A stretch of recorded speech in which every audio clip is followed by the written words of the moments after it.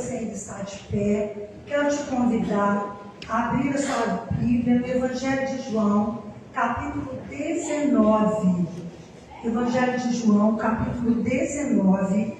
Nós vamos estar lendo apenas o versículo 30.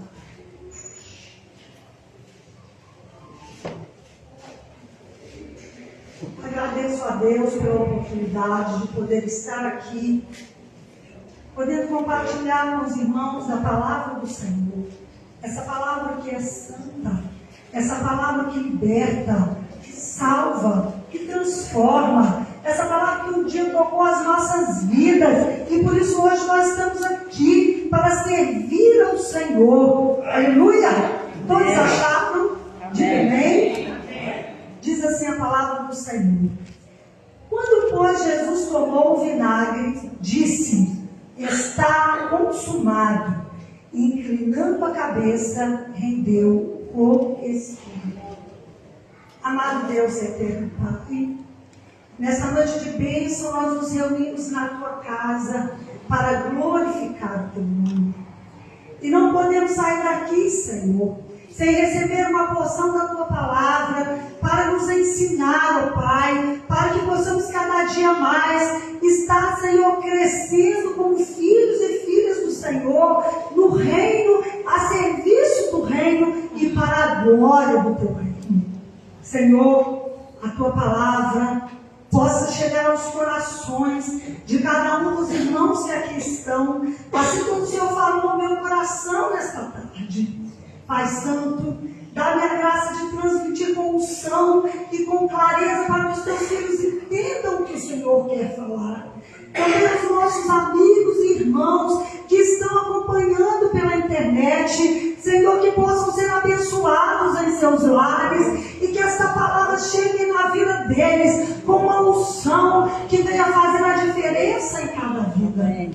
Nessa hora, Senhor, esta é a oração que eu te faço. No nome santo de Jesus. Amém. Pode assentar.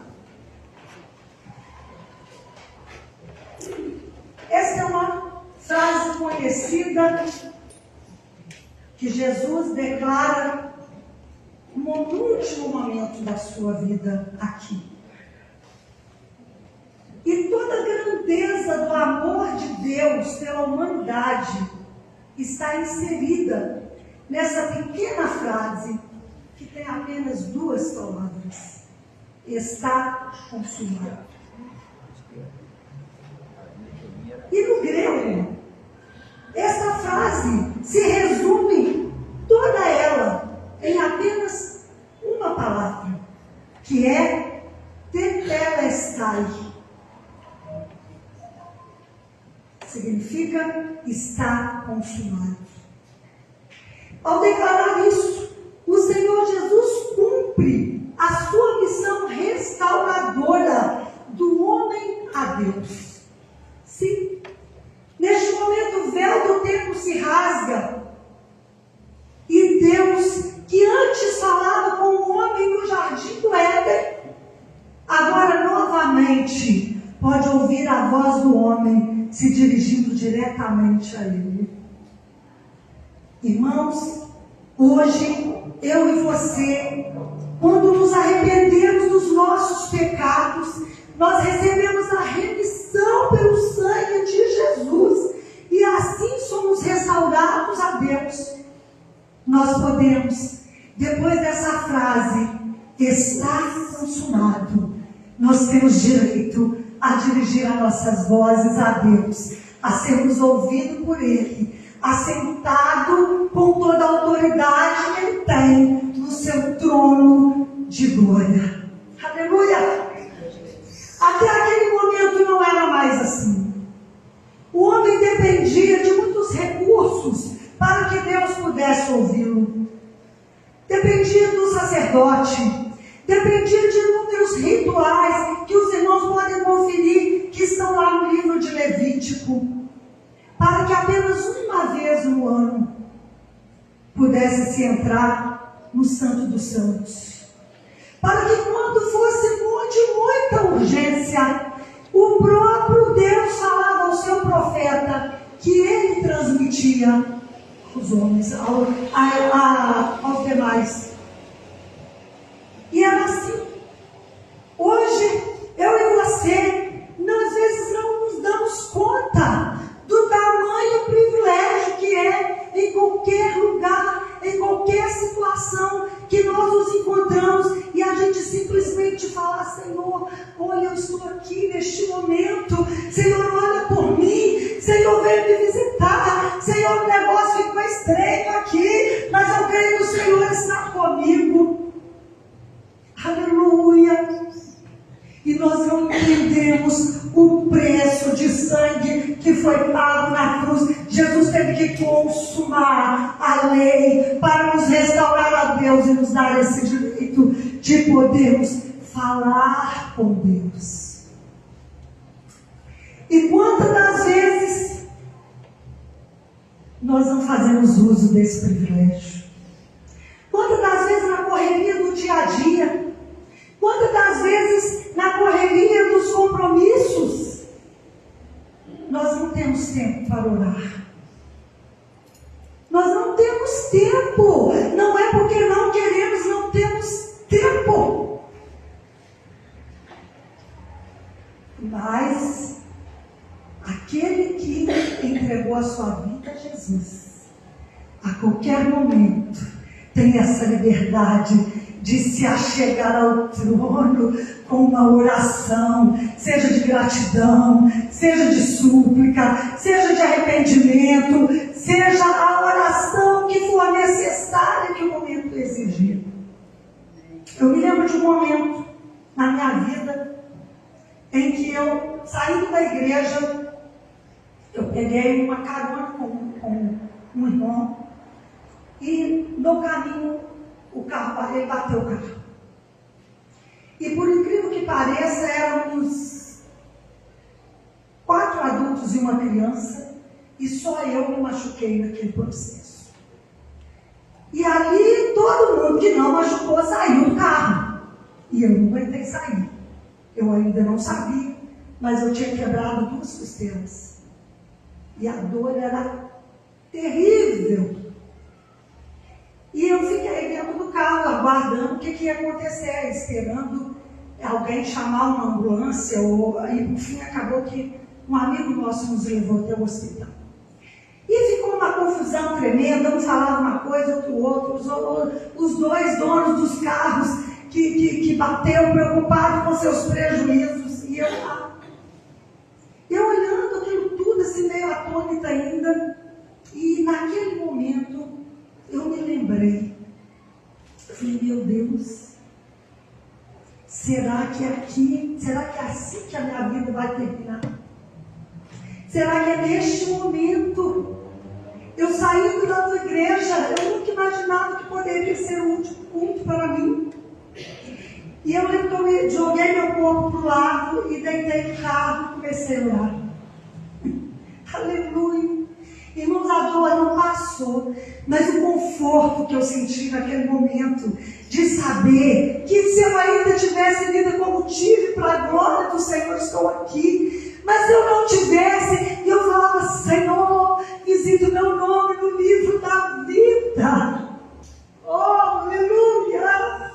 Senhor, eu tenho essa esperança, que se for este o momento, Senhor, visita, Senhor, aquilo que eu tenha feito, falar que eu não tenha te agradado. Senhor, me perdoa, se eu te adorei nesta noite como o Senhor é digno.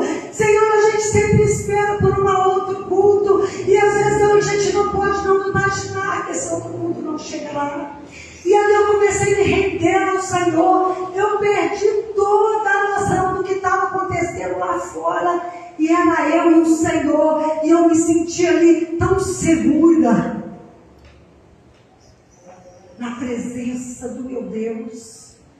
Até que chega um irmão e fala: mãe, tem um irmão que vai levar a irmã para o hospital. Ali toda aquela aflição, aquela angústia, aqueles medos já tinham sido levados, e eu saí serena para o carro e fui para o hospital, onde eu lá fui medicada.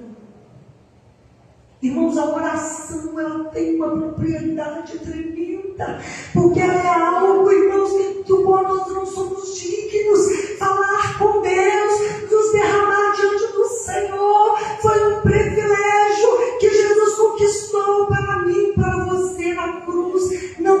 perca a oportunidade de estar aqui e oferecer o seu melhor culto nesta noite. Não perca a oportunidade de apresentar ao Senhor a sua oferta de adoração, a sua oferta de gratidão, a sua oferta de amor. Renda-se a Ele. Ele está agora no seu trono com os olhos voltados para este lugar e Ele está recebendo a sua oração nesta noite.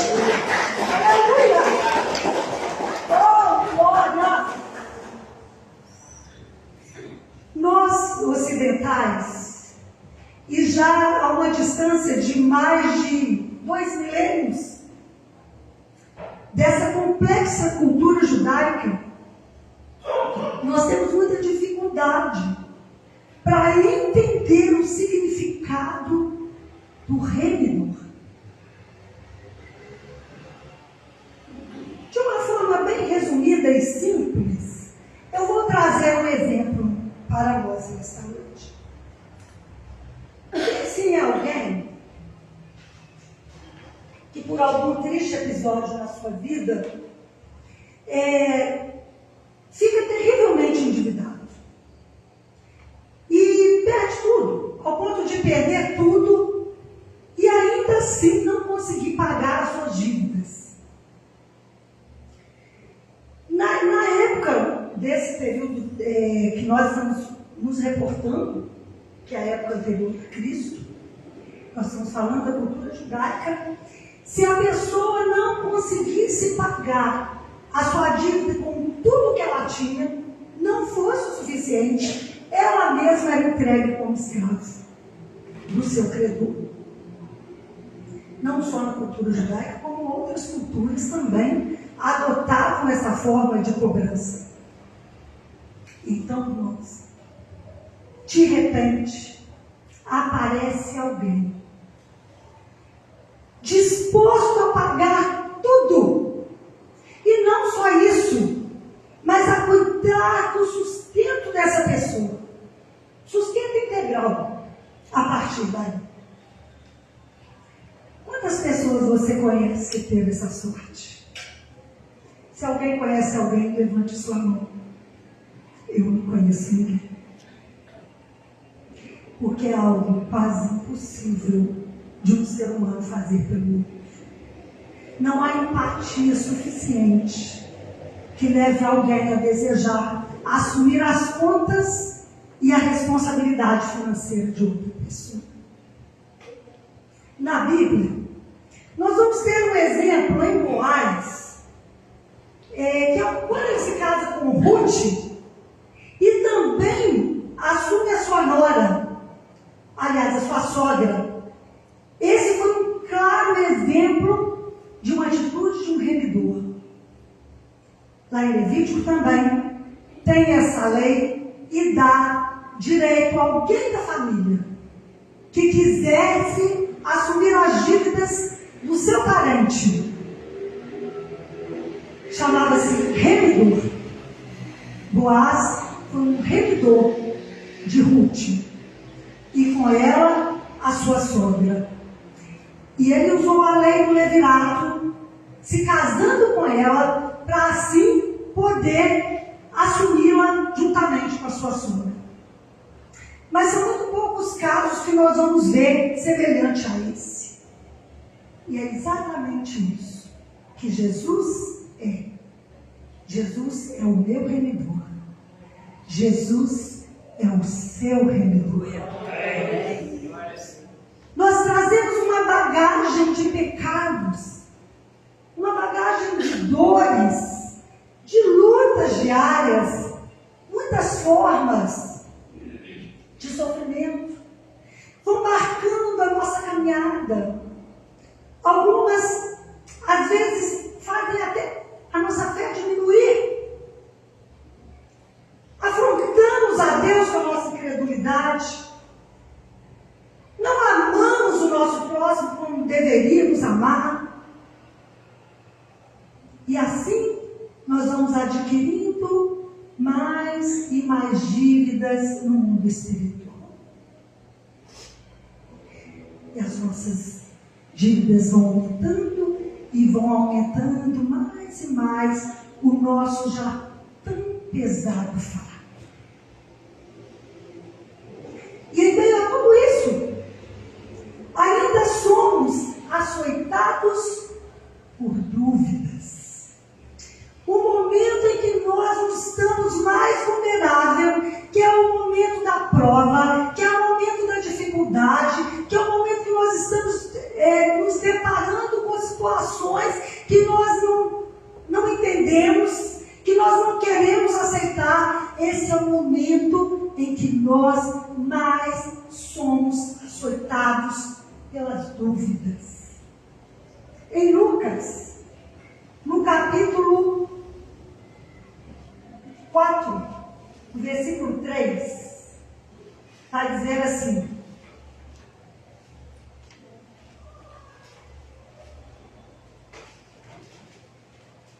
Lucas 4, versículo 3. Disse-lhe então o diabo: se és o Filho de Deus, manda que esta pedra se transforme em pão. No versículo 9, no mesmo capítulo, novamente nós vamos ter a seguinte narrativa: então o levou a Jerusalém e o colocou sobre o pináculo do templo e disse: se és o Filho de Deus, atira-te daqui abaixo. Nestes textos, nós vemos Jesus enfrentando situações como a que nós enfrentamos todos os dias. Ele foi tentado, nesse momento, a duvidar da sua condição de filho. Porque quando o diabo fala, se és, ele queria requerer de Jesus uma prova. E nós só tiramos prova daquilo que nós não temos certeza.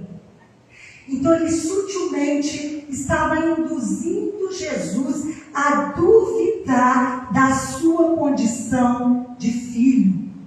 Um momento de fome.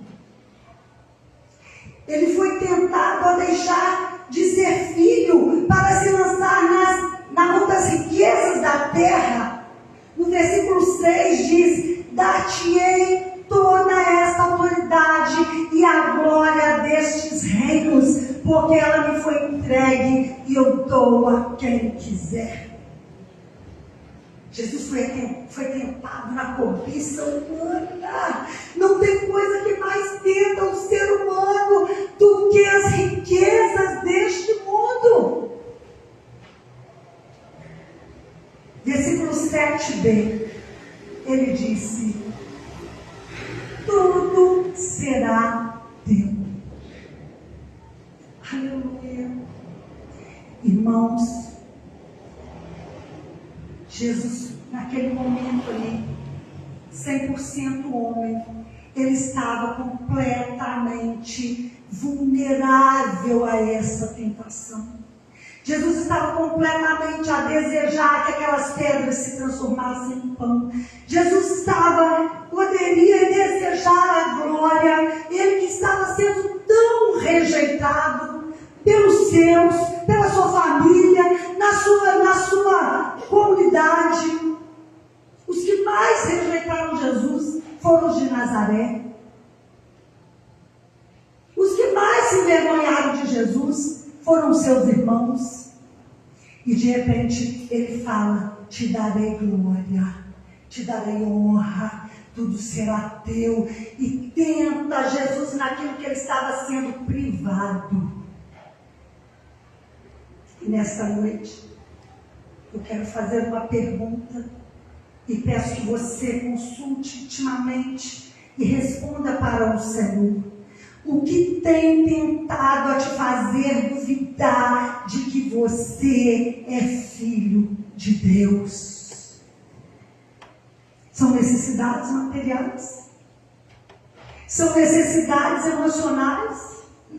Qual é a situação que você olha e não entende que, quando sendo servo do Senhor, você está vivenciando essa circunstância? E de você, de repente, Como assim, eu sou servo do Senhor? Por que isso está acontecendo isso comigo?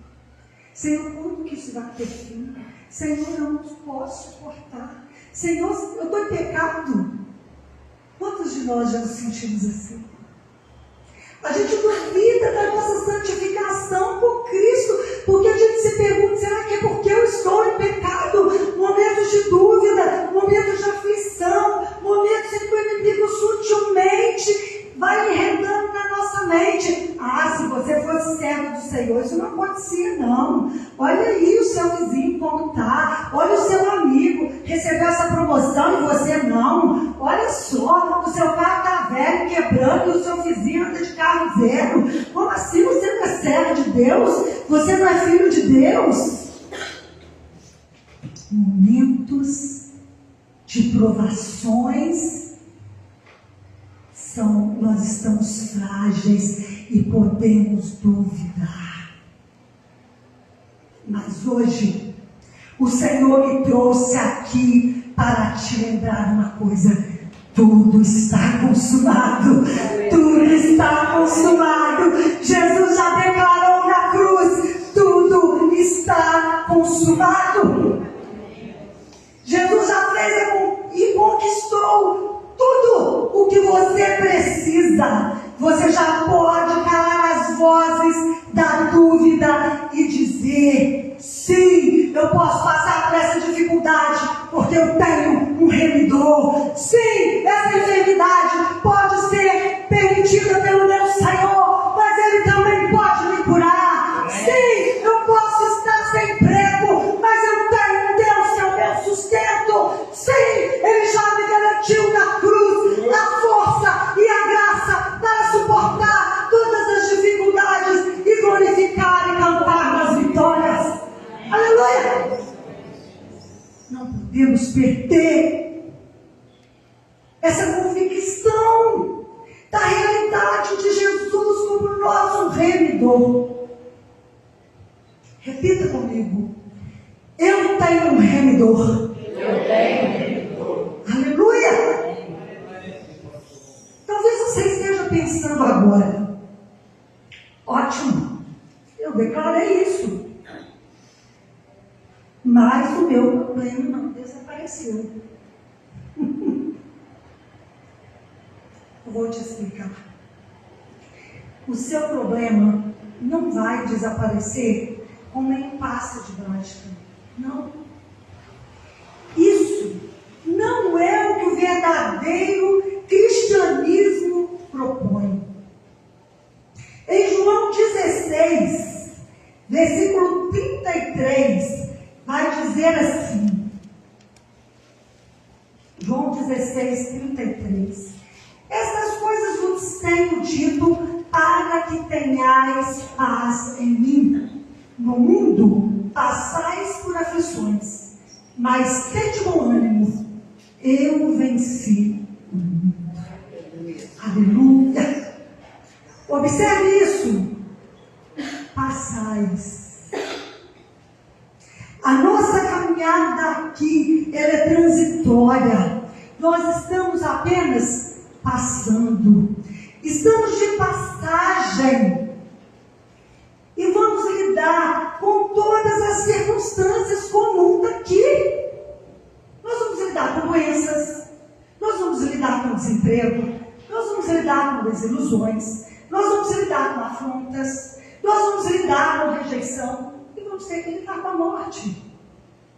Jesus deixa claro, porém, que nele nós podemos ter paz em qualquer situação. Antes dele falar da aflição, ele declara paz. Estas coisas vos tenho dito para que tenhais paz em mim. Irmãos, às vezes é tão difícil quando a gente está em meio aos problemas nos lembrar disso, de que nós temos paz em Cristo. Isso é tão real e verdadeiro quando nós estamos assentados aqui na presença do Senhor. Isso é tão forte dentro de nós quando nós estamos aqui na igreja, mas quando nós estamos na nossa casa ou estamos no nosso trabalho e nós estamos fora desse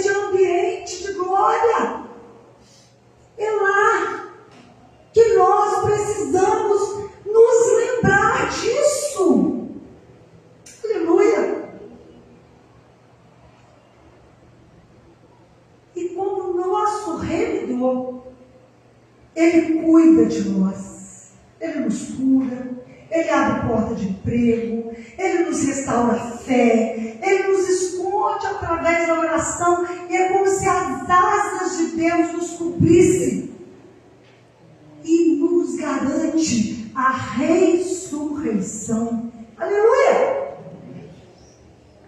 Tetelestai. Esta é a palavra. Está consumado. Essa é a frase que declara a vitória de Jesus para a minha e para a sua vida. Saia daqui esta noite com esta convicção. Os seus problemas são passageiros. Olhe para eles com determinação. Olhe para eles com convicção para resolver. Busque em Jesus estratégias para isso. Não se esconda no medo. Não se esconda na depressão. Não se esconda na auto-vitimização. Não. Os problemas surgem para serem resolvidos. Olhe para o seu problema de frente como um remido por Jesus. Mude a sua postura diante do seu problema. Não olhe para ele se sentindo só e desamparado. Olhe para ele como um remido de Jesus, revestido de paz. Aleluia! E com certeza você tem um propósito. Tenha certeza, você tem um propósito. E o seu propósito é chegar ao céu. Aleluia! As coisas dessa vida não podem nos tirar esse foco principal, que nós estamos caminhando para o céu. Não permita que nada, que nem ninguém te impeça de alcançar isso. Porque pode acontecer, viu, irmãos?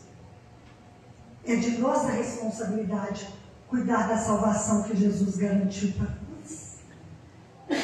Então não permita, irmãos, que nenhuma situação, que nenhuma tentação mude.